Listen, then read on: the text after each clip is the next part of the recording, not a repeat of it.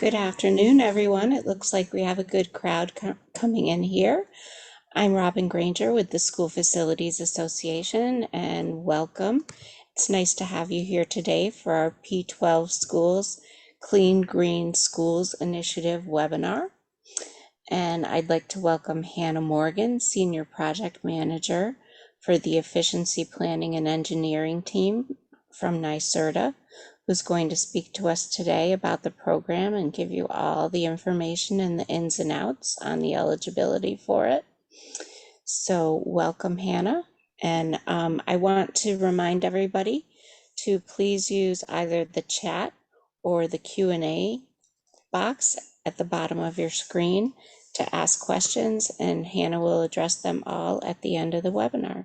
So Hannah, I'll turn it over to you. Awesome. Thank you, Robin. Hi, everyone. I'm Hannah Morgan, and I'm a Senior Project Manager on NYSERDA's Efficiency Planning and Engineering team. I coordinate the P12 schools at NYSERDA, which focuses on increasing clean energy investments across schools in New York State. And today I'm so excited to be giving an overview of the Clean Green Schools Initiative, because this is our first program that has funding for clean energy construction projects. And this is our first program that's going to be eligible to public schools statewide.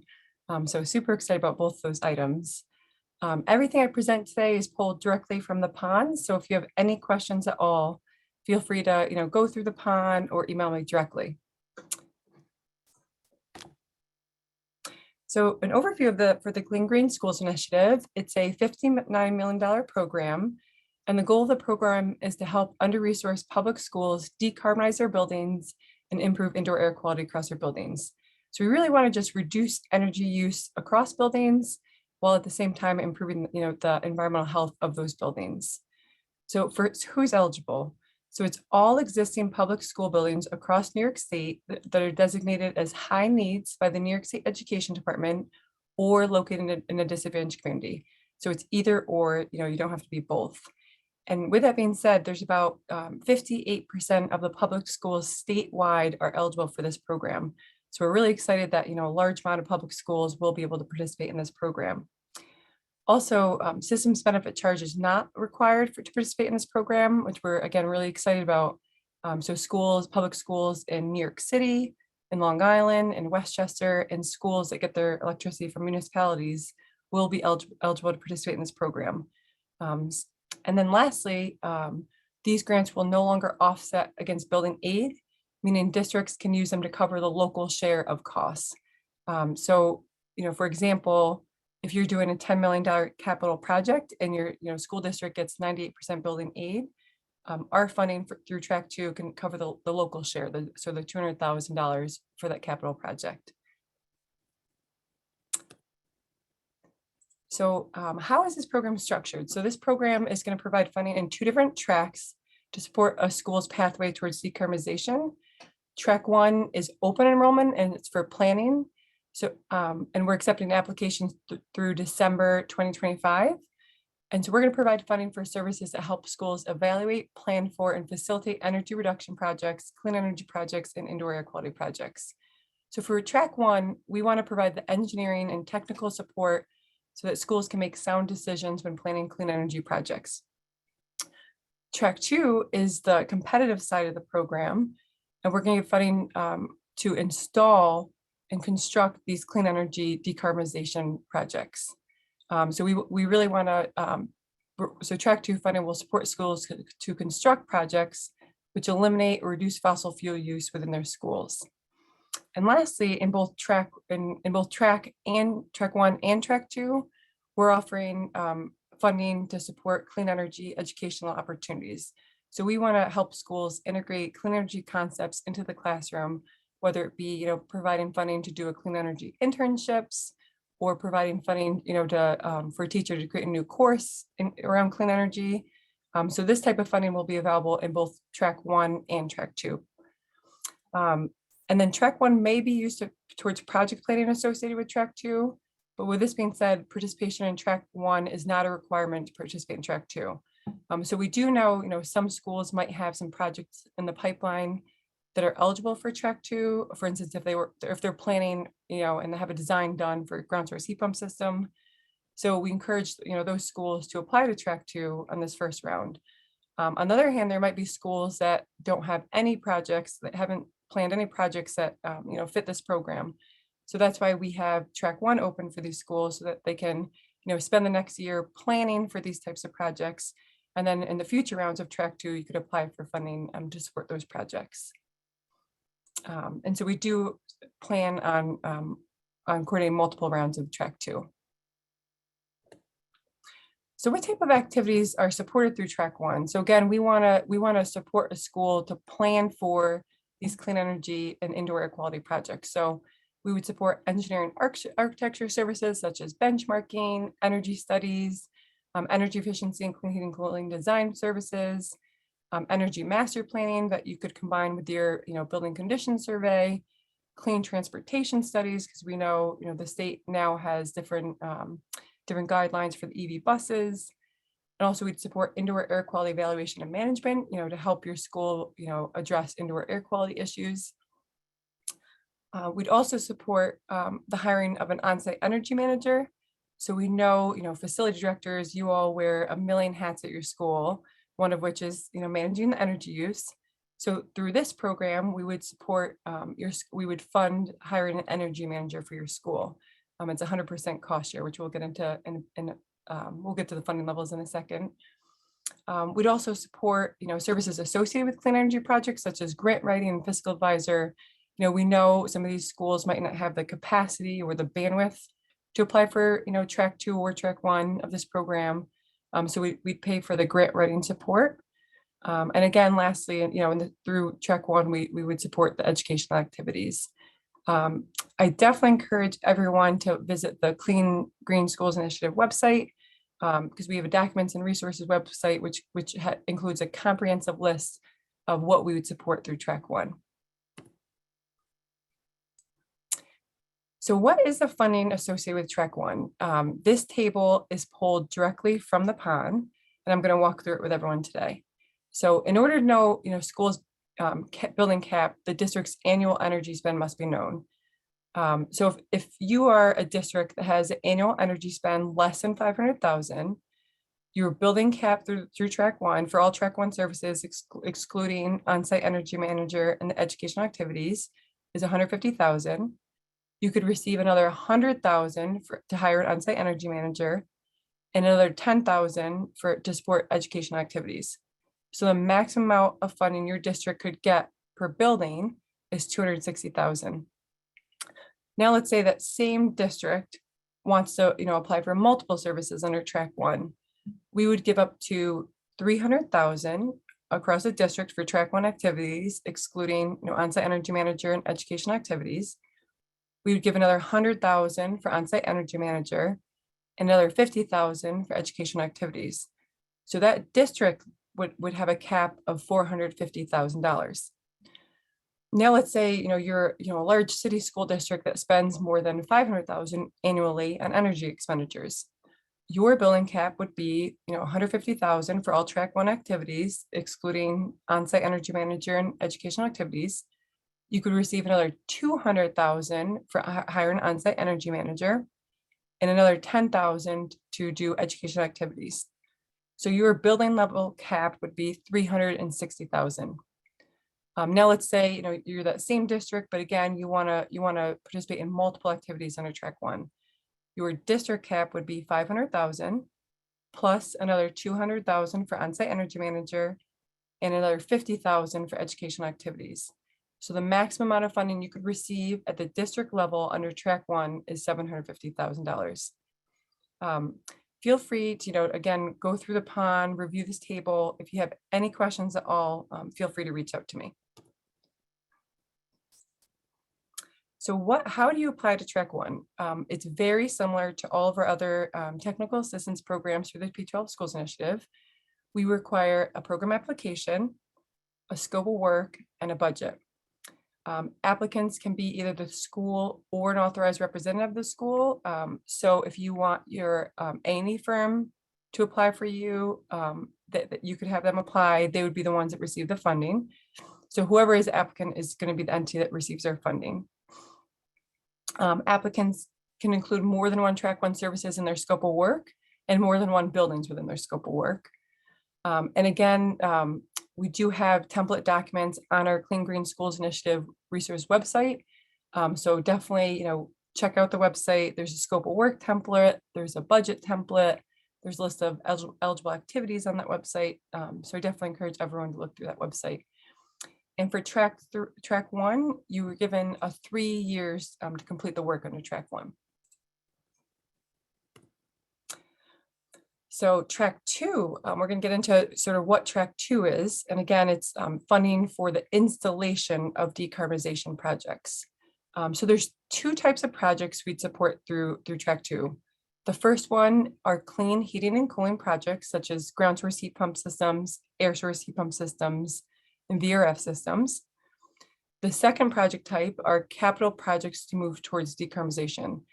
And the types of projects we'd support under this are comprehensive retrofits that impact energy consumption and overall building load, electrification of building systems, such as kitchen equipment or domestic hot water heaters, building electrification readiness projects, such as high performance building envelope, heating cooling projects, conversion of distribution systems, and then lastly, transition to low carbon fuels. 2 different project types that are ineligible, so projects that we would not support through track two, are system conversion to natural gas and full system replacement to new fossil fuel-based systems. So again, you can see the theme here is, we're trying to reduce fossil fuel use within schools. We're trying to get away from fossil fuel use. If a school decides to go, to do either of those 2 project types, so either clean heating, cooling, or capital projects to move towards decarbonization, there's a huge list of other activities we'd support within the PON, such as renewable energy systems, battery storage, BMS systems. So again, I definitely just encourage everyone to go through the PON, go through the list of eligible activities, and again, reach out to me if you have any questions about what we would support through track two.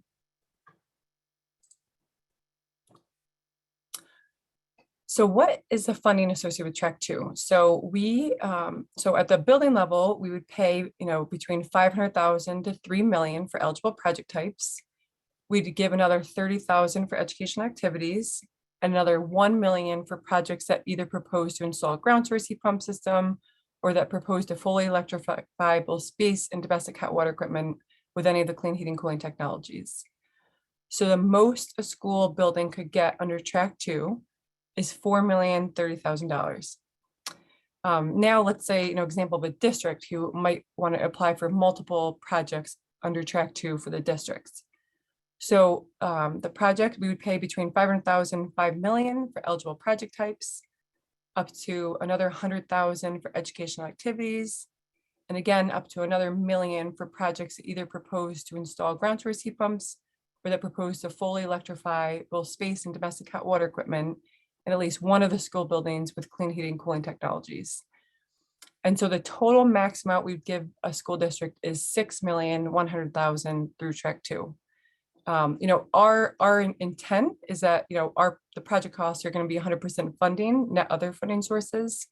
But we do, we encourage schools to leverage any additional funding sources. So if you can get funding for the project through your utility, through the federal, incentive programs, you can apply for all those different incentives for this program.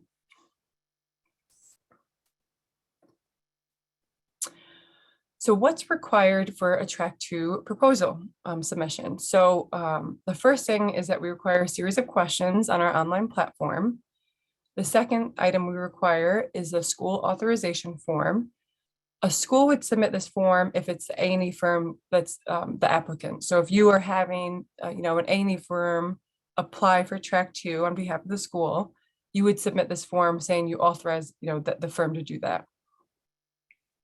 The third item that we require is a track two proposal template, which is attachment D. This is where you're really describing to us what the project is. It includes your scope of work. It includes, your anticipated savings of the project.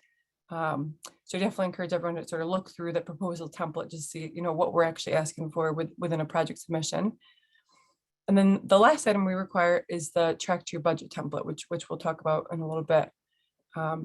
And again, applicants for track 2 applicants can be either the school or an authorized representative of the school. So again, it could be your A&E firm, or it could be your school that applies for track 2.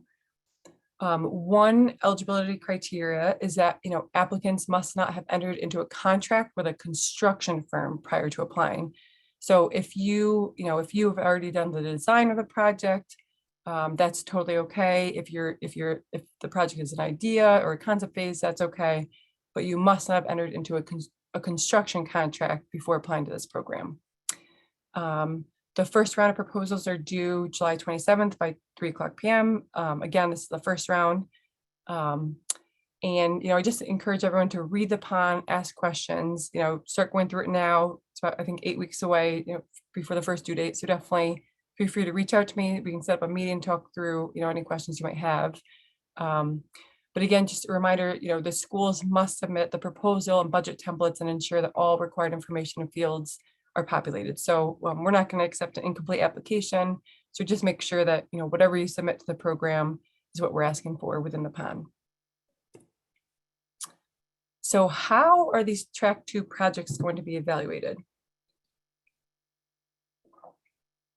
So all the projects we receive through track 2 will be evaluated by a scoring committee based on the overall responsiveness and specifically based on the criteria below, which are listed in order of importance, and we're going to sort of talk through on the future slides. So the first thing that's most important is the project impact. The second thing is the project team stakeholder commitment, then the project scope of work, the clarity of the budget, and then the clean energy educational and professional development activities. So all of the information that the scoring committee is evaluating is located in the proposal template attachment D and the budget template attachment E. Any project we receive, so all the projects will be compared to and graded against each other that are submitted. So concise and succinct proposals that address all the priority items and requirements will be favorably reviewed. And then lastly, any projects that are awarded under track 2 will be given 5 years to complete the project. So the first evaluation criteria is project impact. The overarching theme in the project impact section is decarbonization and the scale and impact of the fossil fuel reduction project. So complex, in-depth projects will receive more points. Clean heating cooling projects will receive more points. Other areas of interest in this section include that the methodology to quantify the energy impacts is clear, well-defined, and sound. The project includes activities that lead to reduced long-term dependence on fossil fuels, and that there's an appropriate ventilation filtration as a result of the decarbonization project and the viability of the proposed project. So within each of the evaluation criteria, the evaluation criteria is based on areas of interest and priorities for NYSERDA, such as responses to certain bullets will carry more weight than others. So all of the bolded items on each slide carry more weight. So for example, on this slide, how a school will reduce fossil fuel use is more of interest than the detail included in the technology transfer plan. So I would just pay attention to more so the bolded items in each slide. So then the second evaluation criteria is the project team and the stakeholder commitment. So the overarching theme in the project team and stakeholder commitment section is that we want a strong project team with the experience to ensure a successful project from concept to project installation. So in this section, we want to know how experienced is your team relative to the project being proposed? Is there evidence of community support or engagement? Are you using contractors who are participating in the Department of Labor's pre-apprenticeship programs? And whether or not your school is high need and located in a disadvantaged community.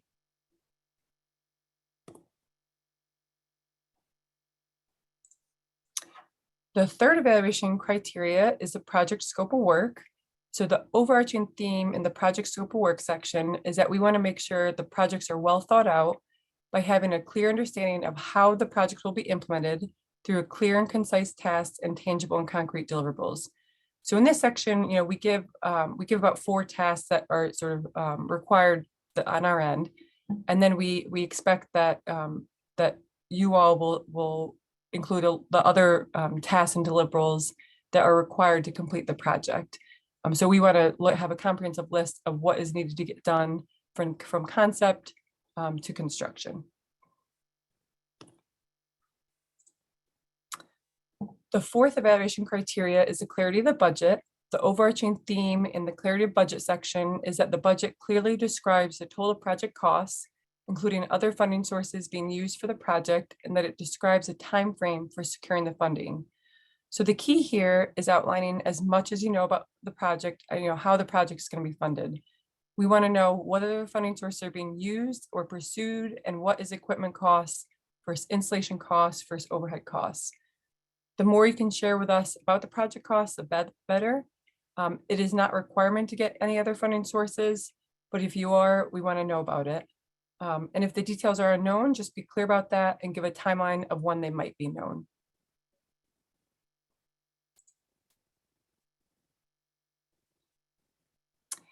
And then the last evaluation criteria is the clean energy educational and professional development activities section.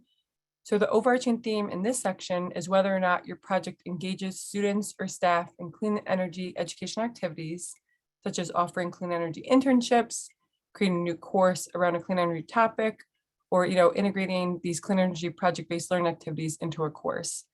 So again, this is not a requirement, it's optional, and it's encouraged, hence the 5 points. So now that you know how the Track 2 proposals are going to be evaluated, the last offering within the program is the Clean Energy Education Opportunities.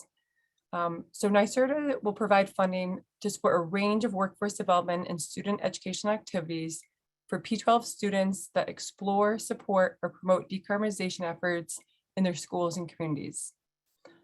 We have an educational and professional development activities pathway document, which is located on the Clean Green Schools Initiative Documents and Resources website. And so this document should be consulted for assistance in designing these activities. If your school that doesn't, that you may not have any ideas on what you'd want to do for the educational component of, the projects, we have a huge Excel that has a bunch of existing opportunities that schools could leverage for your educational activities. So again, I definitely encourage you to just check out the website. You can see what tools are already available and existing. And again, in this area, we want to be as open as possible. We want to really empower teachers to integrate these concepts into the classroom. So we are very open as to what we pay for. So eligible activity costs include curriculum development, program licenses fees, software subscription, project tools, equipment, textbooks, signage, clean energy toolkits. The list sort of goes on. So again, if you're interested in doing track 1 or track 2, I definitely encourage you to sort of leverage and take advantage of this funding source, because this is our first time that we have funding that we can support, sort of educational activities in the classroom. So again, just a recap as to, how much funding is associated with the clean energy and, educational and professional development activities. For track 1, it's 10,000 per building, 50,000 per district. And for track 2, it's 30,000 per building and 100,000 per district. So just, 2 important dates, or 1 important date as of now. The proposal due date for round 1 are due July 27th by 3:00 p.m.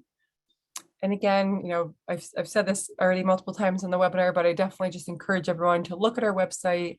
It has, a comprehensive list of all the eligible schools that are eligible to participate in the program. It has template documents, it has guidance documents. It has, just so many resources on the website. So again, I just encourage everyone to look at the website before you start applying to the program.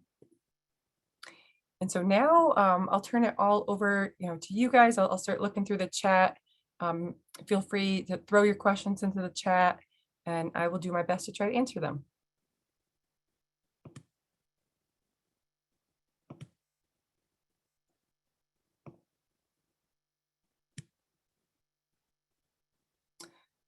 Yep, so the first question is, can we have access to the slide deck when we're done? So great question.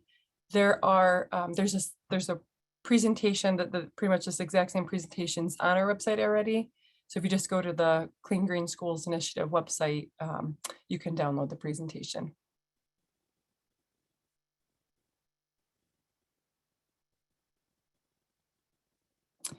The second question, will Track 2 funding support soft costs associated with construction, like a construction manager and commissioning?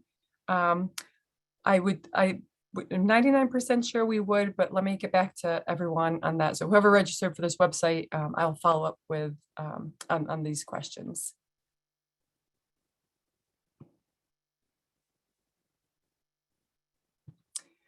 So another question, would the design of a decarbonization project be funded through Track 1 or Track 2? So it depends where you are in the process. I guess for Track 1, it's an eligible activity. If you want to bundle, design with a Track 2 project, you could also include it in the Track 2 project. So it's just, I guess it's more so dependent on what the customer wants, whether they just want to apply to Track 1 or Track 2.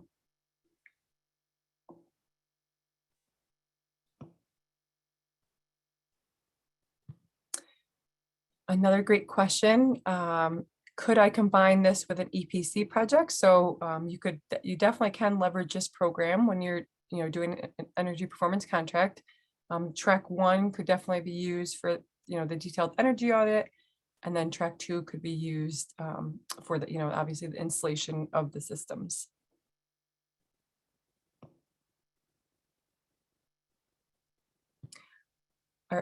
Are applications being accepted already?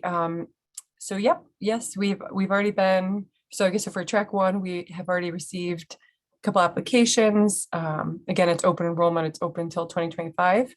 For Track 2, I anticipate that's a due date part of the solicitation. So I anticipate that everyone will submit their their proposals as it gets closer to the due date. But definitely seems like there's a lot of interest in Track 2 so far.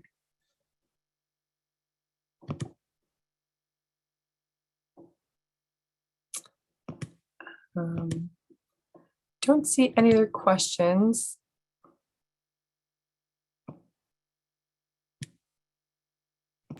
Did you, I'm sorry, Hannah, did you see the one about can I combine this with an EPC project? Oh, yep. So that it can be, Track 1 can be used for EPC projects. So you could do, the detailed energy audit through Track 1. And then Track 2 could be used to, support the installation of the systems within the EPC project. It's a great question.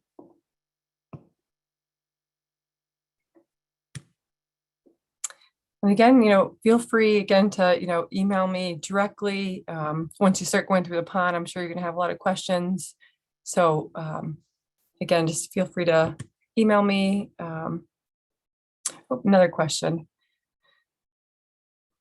So the question is this money available for replacing natural gas equipment with an updated, more efficient piece of equipment, or does equipment have to be all electric equipment?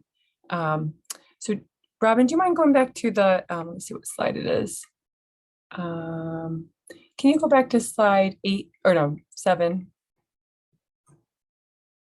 So the new fossil fuel-based systems are not eligible for Track 2.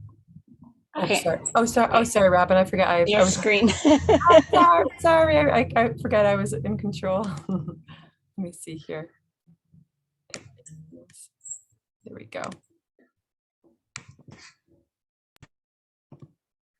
Go back to this. So yeah, just to answer your question. So yeah, no new fossil fuel based systems would be supported through Track 2. Here you go. So yeah, system conversion natural gas is ineligible, and full system replacement to new fossil fuel based systems are ineligible. I think that's the last question. So again, yeah, thank you everyone so much for attending today, and I appreciate it, and feel free to reach out to me with any questions. And thanks, Robin, for setting this up. Thank you, everybody. Thank you, Hannah, for being with us. And I will email everybody who's registered a copy of these slides so you have them, even though they are available on the NYSERDA website. Is that okay with you, Hannah? Yeah, that's really okay. Okay, great. Well, thank you, everyone, and have a wonderful day. Awesome. Thank you. All right, take care. Bye.